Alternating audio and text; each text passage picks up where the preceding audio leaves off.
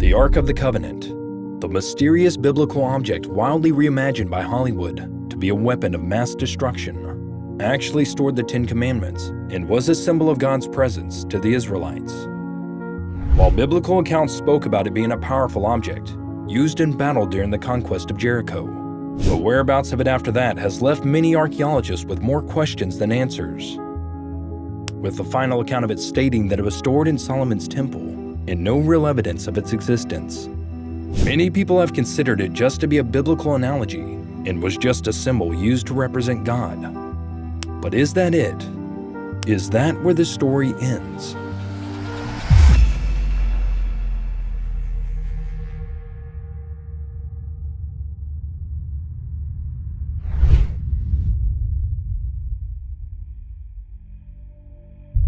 With new claims of not only the Ark of the Covenant being found, but samples of Jesus' blood, are we about to discover the truth behind what we've long since thought to have been lost?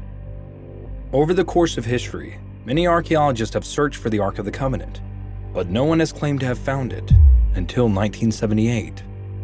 While on a trip to Jerusalem, amateur archaeologist Ron Wyatt was walking near a place called Golgotha and the Garden Tomb in the northern region of Jerusalem when he claimed that he was guided by the Holy Spirit and prophesied that the Ark of the Covenant was hidden in Jeremiah's grotto, which ironically was being used as a rubbish dump at that time. Out of luck, he returned home to the United States, but he was now obsessed and started researching the history of the Ark, and interestingly enough, discovered that the last biblical reference to it was in 2 Chronicles, chapter 35, verse 3, which read, "He said to the Levites, who instructed all Israel and who had been consecrated to the Lord, put the sacred ark in the temple that Solomon, son of David, king of Israel, built. It is not to be carried about on your shoulders. Now serve the Lord your God and his people Israel." Reading the following line of that same chapter, in the 18th year of the reign of Josiah, this Passover was kept. Wyatt was able to determine from this verse that it was written around 621 BC, which was only about 35 years before Nebuchadnezzar razed Jerusalem and the temple in 586 BC. That was a start. Wyatt now knew that in 621 BC, the Ark of the Covenant was in Solomon's temple. However, there was a problem. As mentioned in the text, the temple was destroyed. During 586 BC, because Jerusalem was surrounded by a siege wall that was constructed by the Babylonian army when it besieged the city, its inhabitants starved to death because no one was permitted to enter or leave. However, there existed a space between the walls of Jerusalem and the fortifications of the Babylonian armies, called Syria's Gate, or more commonly referred to as No Man's Land. And according to Ron Wyatt's research, he found out that the Jews secretly built numerous underground caves connecting the passages in No Man's Land to Damascus Gate. And looking at the evidence, this would have been a great site to hide this priceless artifact, because it was outside the city walls, where the Babylonians were least likely to look. And as there was no record for King Nebuchadnezzar ever finding the Ark and transferring it to Babylon, Ron Wyatt reasoned that the Ark of the Covenant was likely still buried underground, where it had been kept secret during the Babylonian siege. Armed with that information, Wyatt returned to the site in 1982 and began excavating in the No Man's Land area near Damascus Gate of Jerusalem. And true to his research, he found the cave system that led him to a chamber containing a variety of artifacts, where he eventually claimed to have found the Ark of the Covenant.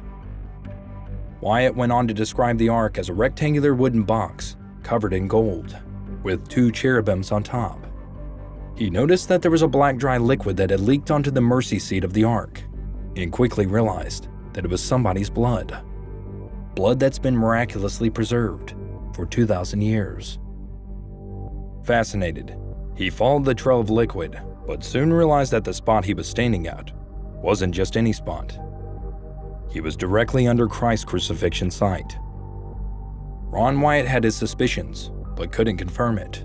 So moments after leaving the excavation site, he sent the blood to a lab in Jerusalem, where the results were astonishing. A normal human being's blood is known to contain 46 chromosomes, 23 from the mother and 23 from the father. with 22 autosomes from the female and 22 autosomes from the male, with the female giving an X and the male giving an X or a Y. However, the test only showed 24 chromosomes were present in this blood sample, 23 being from the female and 1 from the male. This blood sample had all its physical traits determined by its mother and showed that the single Y chromosome that it did have couldn't have came from a human male. And interestingly enough, the test also showed that the blood was still alive. With all the evidence on hand, Wyatt only had one conclusion on his mind. This blood that was found on the mercy seat only pointed to it belonging to one person: Jesus Christ. It made sense, as Jesus was only born from the Virgin Mary, and 3 days after his crucifixion he came back to life. But was it actually real? Did Ron Wyatt actually find the Ark of the Covenant in the blood that was left behind by Jesus Christ? When Wyatt's story of the Ark of the Covenant broke, it quickly gained attention within the Christian community and was featured in several books, documentaries, and television programs. However, many experts in biblical archaeology and history were skeptical of Wyatt's claims and questioned the validity of his findings. One of the major criticisms of Wyatt's story is the lack of physical evidence to support his claims. Despite claiming to have conducted scientific tests on the Ark and other artifacts, Wyatt did not provide any documentation or peer-reviewed studies to back his claims. In addition, he didn't allow independent experts to examine the artifacts, which made it difficult to verify their authenticity. Another question that was asked was, where was the laboratory located? Are there any remaining blood samples from the claimed copious amounts that flowed down? Where are the test records? Can additional samples be obtained? Is there any proof of the alleged discovery? Why hasn't the evidence been presented for scientific scrutiny and analysis? When presented these questions, Wyatt either couldn't or wouldn't answer, which didn't do anything for the validity of his claim. However, was Ron Wyatt lying, or was he silenced?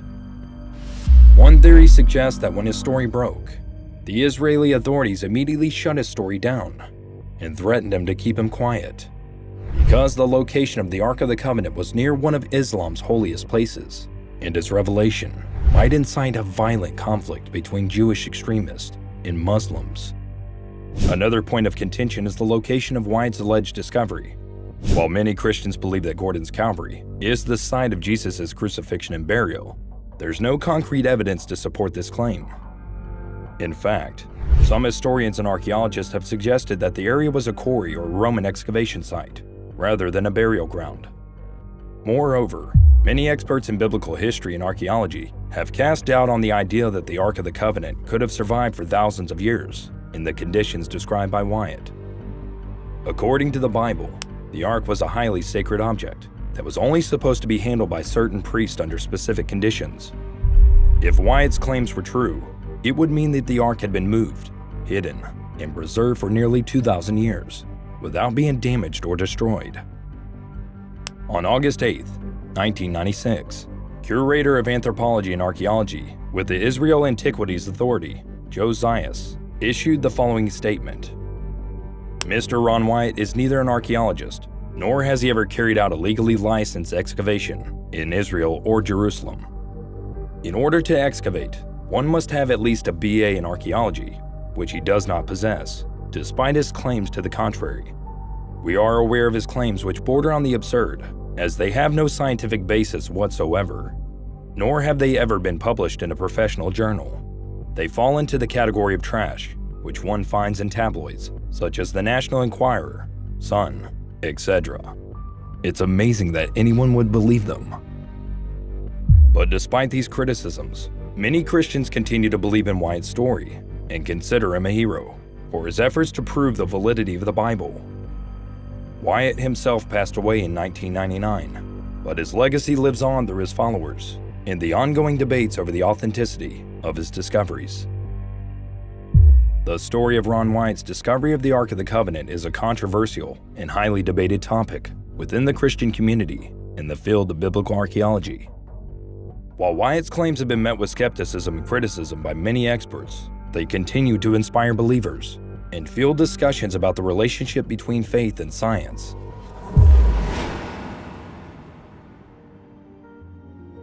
Well, if what Ron Wyatt brought to the table is true, then that would be a very powerful piece of information, proving once and for all that the Bible is real.